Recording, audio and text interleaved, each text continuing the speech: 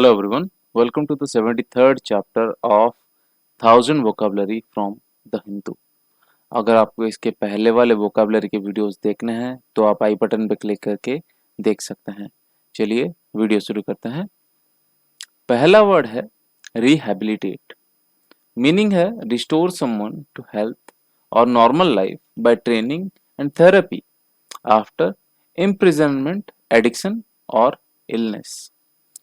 Imprisonment मतलब क्या? अभी देखिए किसी को 6 साल के लिए इम्प्रिजन कर दिया गया था, मतलब उसको जेल में रखा गया था। आने के बाद उसको नॉर्मल बनना पड़ेगा, मतलब वो जेल में उसका, देखिए अभी क्या होता है, हम लोग ने ये मूवीज में देखा होगा, डॉक्यूमेंट्रीज में देखा होगा, जेल में क्या होता है, उन लोग के साथ जैसा बिहेवियर होता है उसकी वजह से उनका मेंटल हेल्थ थोड़ा बिगड़ जाता है। वो थोड़ा मतलब नॉर्मल लाइफ को एक्सेप्ट नहीं कर पाते हैं कि हाँ अभी हम बाहर हैं, अभी हमारे साथ कुछ बुरा नहीं होने वाला। No.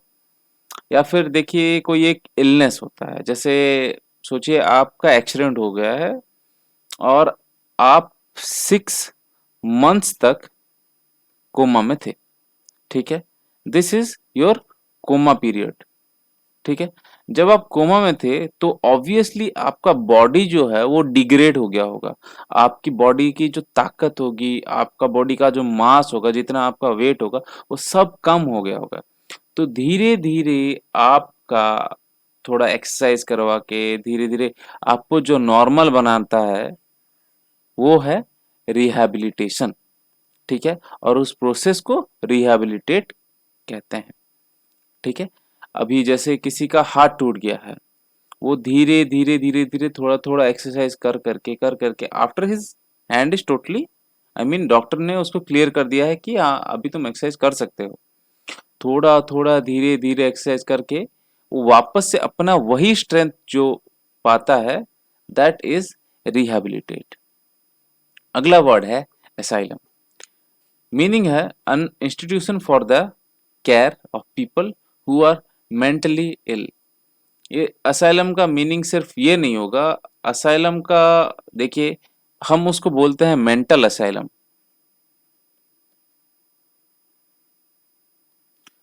This is a place or an institution for the care of people who are mentally ill. पागल लोगों के लिए जो हॉस्पिटल होता है वो हम मेंटल असाइलम बोलते हैं। That is mental asylum. ठीक है, और असाइलम का एक्चुअल मीनिंग है दैट इज ए रेफ्यूज। अभी इंडिया और पाकिस्तान का लड़ाई हो गया। पाकिस्तान में जो पाकिस्तान का पीयूके है, ठीक है, sorry PoK, Pakistan occupied Kashmir, यहाँ जितने भी लोग थे वो इंडिया ऑक्यूपाइड कश्मीर में जब आ गए तो उन लोग को रेफ्यूजी कहा जाएगा, उन लोग के लिए कैंप बना जाएगा। That is a refuge, that is asylum. अगला वर्ड है प्रीवेरिकेशन। मीनिंग है a person dishonest to his organisation. ये देखिए, इसको आप देख के ये पता चल सकता है कि this guy has some kind of bad intentions towards his organisation. ठीक है, उसको उस ऑर्गेनाइजेशन में सोचिए एक स्पाई की तरह भेजा गया है। एक स्पाई फॉर, वर्ड क्या होगा, एस्पियोनाज। ठीक है, उसको एस्पियोनाज के लिए भेजा गया है, मतलब सीक्रेट जो है वो निकालने के लिए भेजा गया है। Therefore he is a person who is prevaricate towards his current organization. अभी सोचिए टाटा में, या फिर टाटा को छोड़िए, आप सोचिए एयरटेल में।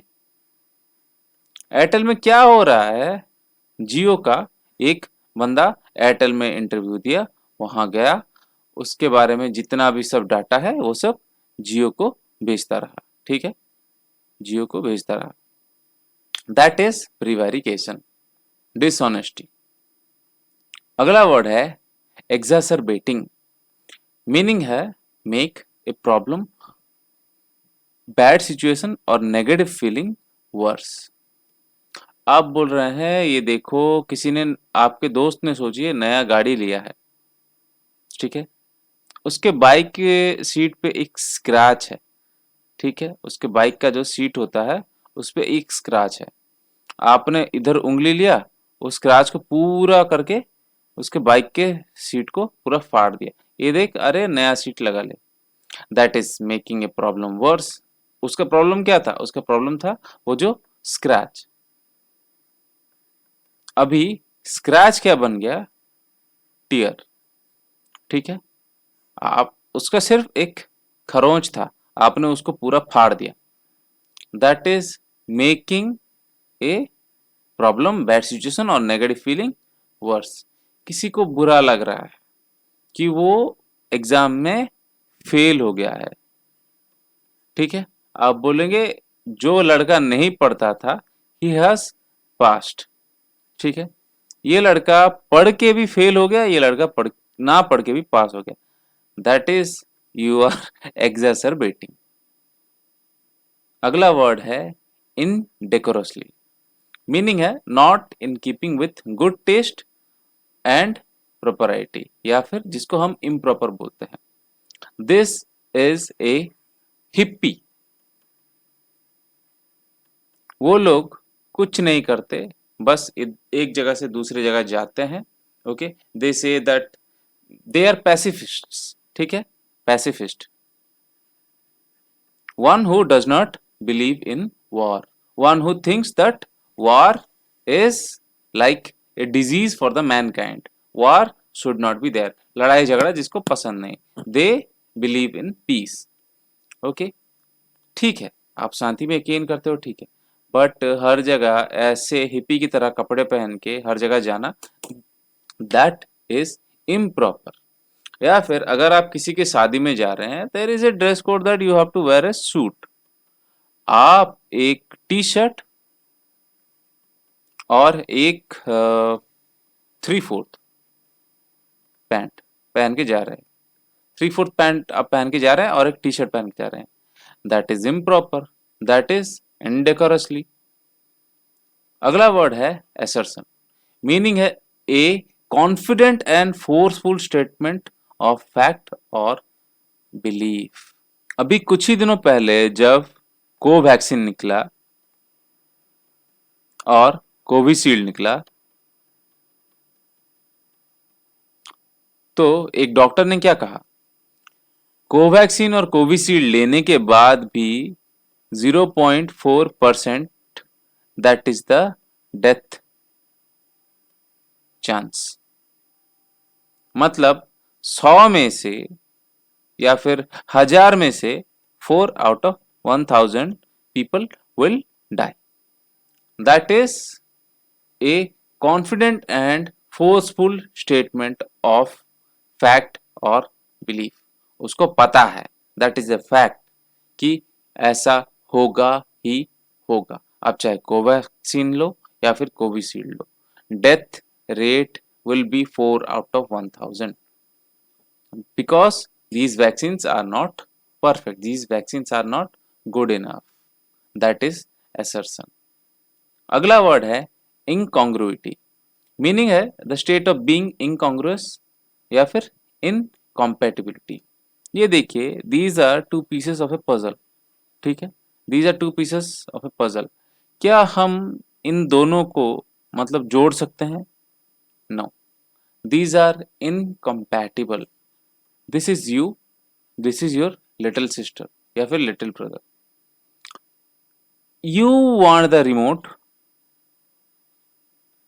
And he or she also wants the remote. घर में you want to watch football, they want to watch some kind of cartoon. Okay, you both are incompatible, that is incongruity। अगला वर्ड है adjudication। Meaning है the action और process of adjudicating। adjudicating का मतलब क्या है? ये देखिए, मैंने यहाँ दिखाया है adjudicator का मतलब क्या है, जो सुलह करवाता है दो बंदों के बीच, ठीक है, दो लोगों के बीच जो सुलह करवाता है, that person is an adjudicator. और उसी प्रोसेस को वो जो करता है, वो जो सुलह करवाता है, दैट इज एडजुडिकेशन। अगला वर्ड है परवेसिव। मीनिंग है especially of an unwelcome influence or physical effect spreading widely throughout an area or a group of people. अभी कोरोना जो है वो इंडिया के चारों तरफ फैल गया है। अभी देखिए ग्रीन जोन मतलब यही है, यही बहुत कम है, but corona is prevalent in India, it is pervasive, क्योंकि ये बहुत ही जल्दी बहुत ही एरिया कवर करके मतलब चारों तरफ फैल रहा है, दैट इज परवेसिव। अगला वर्ड है वैसिलेट। ये वर्ड दोबारा आ रहा है। मीनिंग है वेवर बिटवीन डिफरेंट ओपिनियंस और एक्शंस, या फिर बी इनडिसाइसिव। ये देखिए, आई वैक्सिलेटेड बिटवीन टीचिंग एंड जर्नलिज्म। मैं टीचिंग लूं या फिर जर्नलिज्म लूं, इसके बीच में मुझे कंफ्यूजन है। ठीक है, वैसिलेटेड, ये देखिए ये पास्ट फॉर्म है, मतलब मुझे इसके बीच में कंफ्यूजन था, या तो टीचिंग लेना चाहिए या तो जर्नलिज्म लेना चाहिए, इस बीच में मुझे कंफ्यूजन था। जैसे your favourite is mango ice cream, और या फिर आपका दूसरा फेवरेट है वो है पाइनएप्पल। आपको बोला जाएगा चूज वन, वन। ठीक है, चूज कोई भी out of these two, this is option A, this is option B. ठीक है, अब दोनों में से कौन सा चूज करेंगे, या तो ये या तो ये। That this is you, that is vacillate. आप हेजिटेट कर रहे हैं, आप चुन नहीं पा रहे हैं, या तो ये लूँ या तो वो लूँ, दैट इज वैसिलेट। इसी के साथ मैं आज का वीडियो खत्म करता हूँ। Hope you are able to learn something. आपके साथ अगले वीडियो में मुलाकात होगी, तब तक के लिए थैंक यू एंड बाय।